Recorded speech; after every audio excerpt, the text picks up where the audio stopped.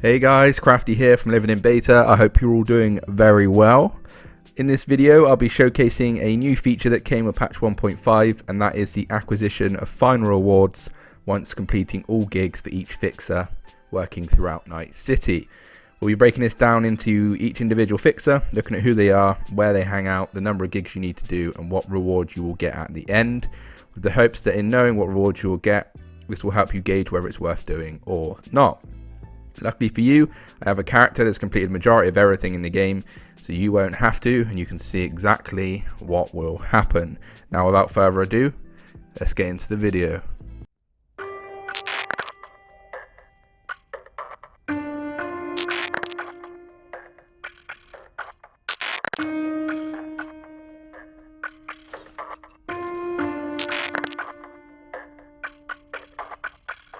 Now, when it comes to fixers in Night City, there is a clear structure. The city itself is split into 5 parts internally, with 2 outer areas of Night City. So, the 5 parts you're looking at are Haywood, City Centre, Westbrook, Watson, and then Santo Domingo. And then you do have the 2 outer parts, which of course are the Badlands. I call this, Badlands Outer. Badlands South essentially, and then you have the Pacifica area. Now the Pacifica area itself does have a fixer aptly named Mr. Hands, but he doesn't really get involved and there is no final reward for that, so don't be worrying about Mr. Hands for now. Hopefully maybe that'll be some DLC down the line. Of course, on the map, fixers are displayed by this hand shaking icon here, and you can see I've customized the map a little to show you that each fixer resides in each area. Now, of course, the fixers themselves, let's go into the journal just to show you. So once you've done all the gigs for that fixer, it will become a quest, and then you have the 5 fixers that you've done the quest for. There is, of course, Regina Jones, that is the 6th fixer and based in Watson. She herself, if I just go back to the map, has 22 gigs to do, which I've already completed. You'll notice as well throughout your playthrough that she also has Cyberpunk Cyber Psycho related missions, and she also has a cool little side quest to do with a smart pistol called Skippy. We've already detailed this on the channel, so I'll put that in the description for you. But she's fairly unique. She doesn't essentially have a quest in the journal for you to go to a place to receive a reward, in terms of an accessible one that tells you where to go directional wise, but she instead has a text message which speaks to you and tells you about where your reward is. We'll cover that in a little bit. So firstly, again, you'll go into the gig section of the journal and you have the 5 here that are going to ask you to go to certain places. Now you have Dakota Smith, who's on the outskirts of the Badlands. Very cool looking woman who's very interesting to deal with. And then you have, of course, one of the early fixers in the game, Wakako. Okada has quite a big role to play as well when it comes to some of the main missions. She's based in Westbrook. And then you have El Capitán Reyes, who's Santo Domingo, very cool looking guy, clearly wearing a wig. Take with that what you will. And then you have old Padre, someone who, again, is rocking in the Haywood area, which is a very important area when it comes to, Jackie and his storyline. And if you start as the street kid, story path from the initial 3 that you can choose from, he becomes a key member in the intro of that, which is pretty cool. And then, of course, you have Dinovic, who is in charge of gigs in the city centre area, which obviously, as we all know, is one of the very high upmarket areas. So as you can imagine, he's got his finger in many, many pies. So that's a breakdown of who the fixers are. Now we're going to go into detail about what each of them give you in terms of loot for completing all their, quests, starting with Regina Jones. Let's get into it. Now, as I said with Regina, she didn't really give me a quest, but that could have been the situation because I moved into my apartment and looked already in my stash, and then came across one of the items that she gives you as a reward. Though she did drop me some messages on the old journal, so when you go to majority of your fixer contacts, there'll be a situation where, if we just get to Regina now, there'll be a message from them that's displayed in this sort of fashion, Regina Jones messages. And you'll see here, this is just general messages from Regina. You can see the last one here is, I don't have any more contracts for UV, at least for now. Watson is better off thanks to all your work. So just taking a break, which is nice. Burnout can affect the strongest individuals. And there's a little gift for you waiting in your stash to help you out. And of course, you'll then go to your stash to check about what's going on. And you'll see there's a nice cyberware that's been placed in your stash for you called the Neofiber. Now, when I first saw this, I thought, hang on a minute, this is something I've already got on my main character here, and it requires 18 reflexes to have the legendary version, right? So I quickly popped onto my other main character who doesn't have anywhere near that amount of reflexes, and sadly, you do need 18 reflexes for this gift. So it's something to bear in mind that although it's a cool, very cool cyberware, not every one of your characters can wear it. When it comes to fixing it all for Regina though, in terms of the amount of gigs, etc., again, as I said, she's in the Watson area, the area that you kind of start in anyway when your story grows, and it's an area you'll find yourself in a lot in early game. She requires 22 gigs to be completed. And again, you'll see here a lot when it comes to Cyber Psychos anyway, and of course the Skippy Quest line, which is amazing, worth checking out in the description once again. So yeah, that's Regina. Let's move on to the next one.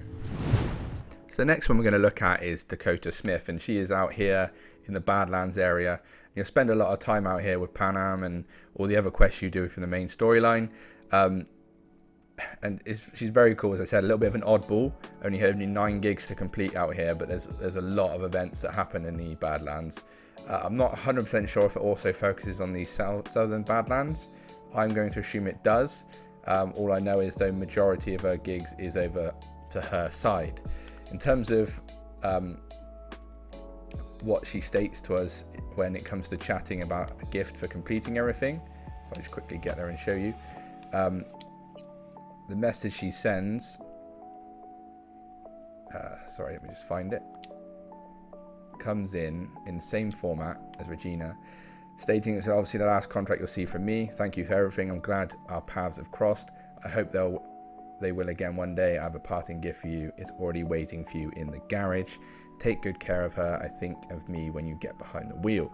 You'll notice that most of these quests bring you to the garage that's actually by your apartment in the atrium. You can see there's a lot of quests here already, and every grain of sand brings us to this pickup truck here. Those who remember Dakota's quests, this is obviously her vehicle that she uses quite on a frequent basis.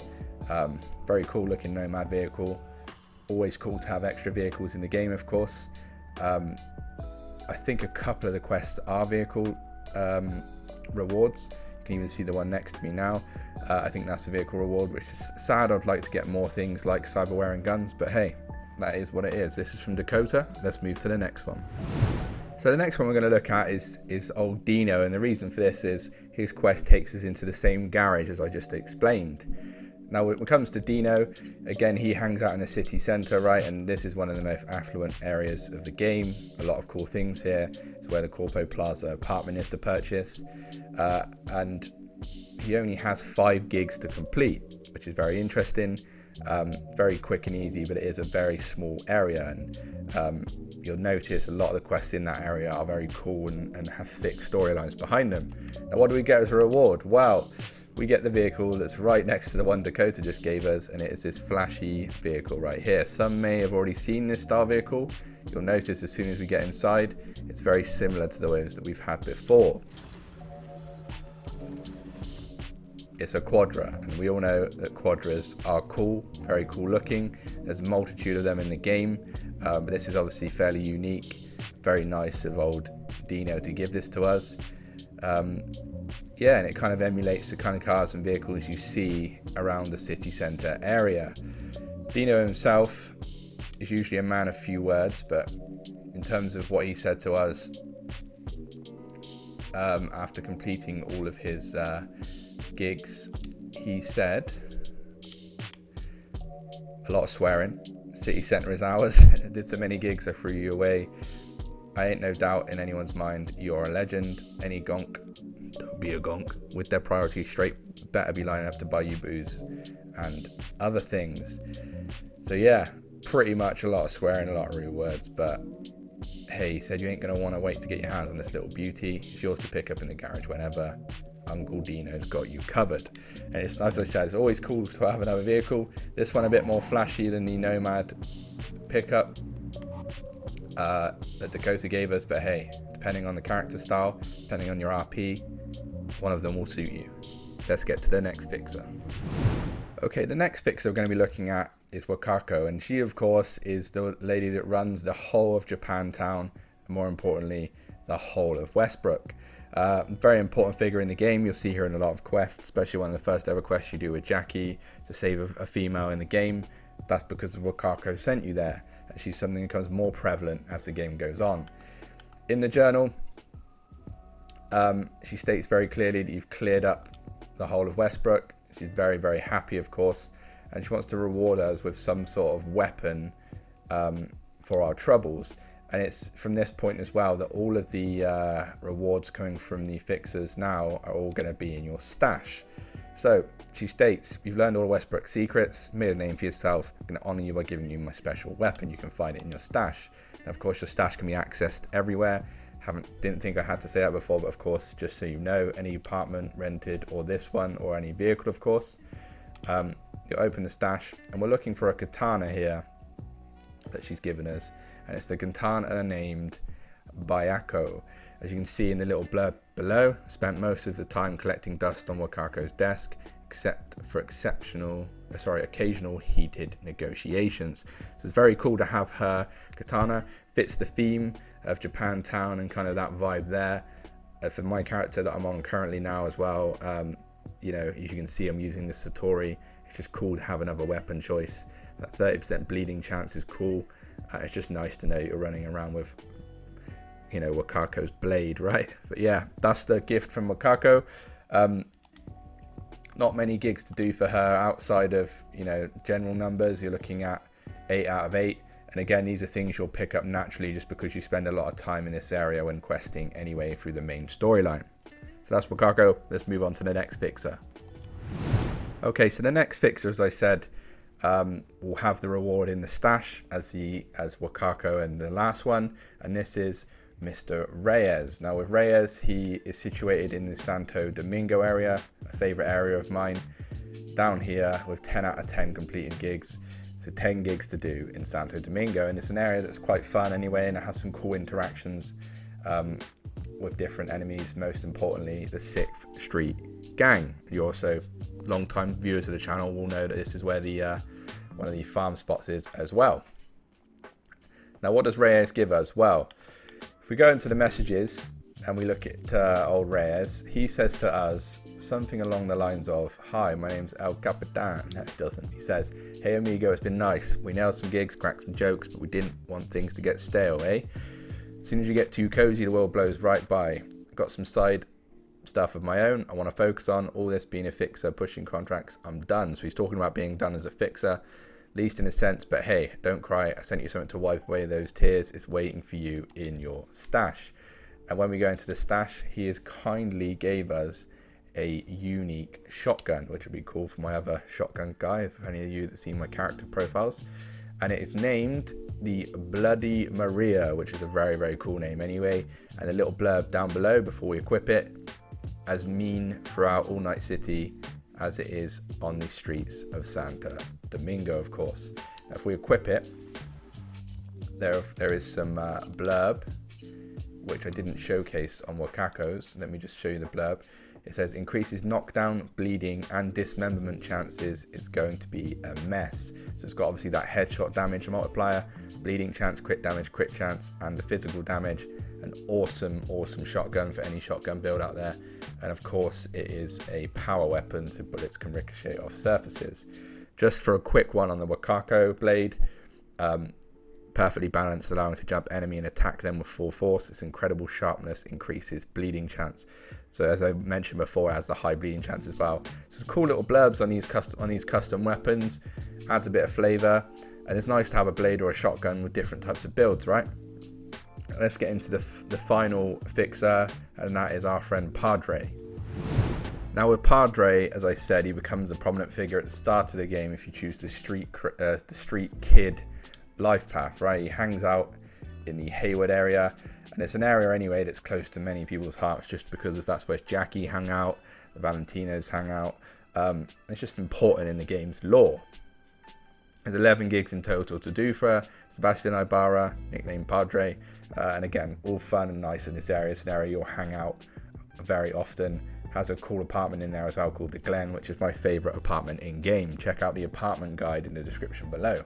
So then what does Padre say to us? Well, as we know, he's a very religious gentleman, and he has some nice words as always to say. If thou wouldest get a friend, prove him first, and be not hasty to credit him. You were tested many times and you did not breach my trust fee. Not only that, but you managed to complete all of my contracts and helped Hayward in the process, which is why Hayward will now help you. There's something I want you to have.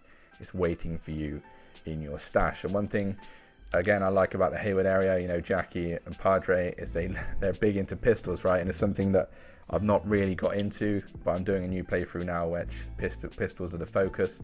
And this is going to help me out because he gives you the unique pistol named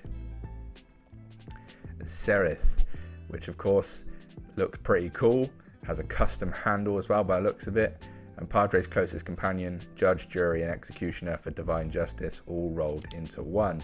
And if we equip it just to see the flavor and see what business it brings, you can see here it has a lot of mod slots. Every subsequent hit increases the chance of setting the enemy ablaze in Sereth's cleansing flames. While on fire, bullets inflict additional damage, does not synergize with mods. That's fine. And you have that 25% bonus ricochet damage. It's a power weapon, big crit damage, and 150% headshot damage multiplier. Very cool pistol. Let's see if we can see what it looks like just for reference. Yes, very nice. The handle's nice, got a hint of gold on it. And of course we have the blade, which is very cool from Wakako, looking awesome as well. And you've also got the shotgun from Reyes, which is custom as well. And all these weapons are looking crisp, clean. So I know it just makes it feel worth it for doing all the gigs. And there's something special about having that flavor in the lore, right? But there we have it. That's all the rewards from the fixers for doing their gigs. I hope you enjoyed it. I hope there's some here that make you want to, you know, chase them down and do them. Especially customizable to your build that you're playing through. Having a blade, a shotgun or a pistol is cool. It kind of covers all builds anyway.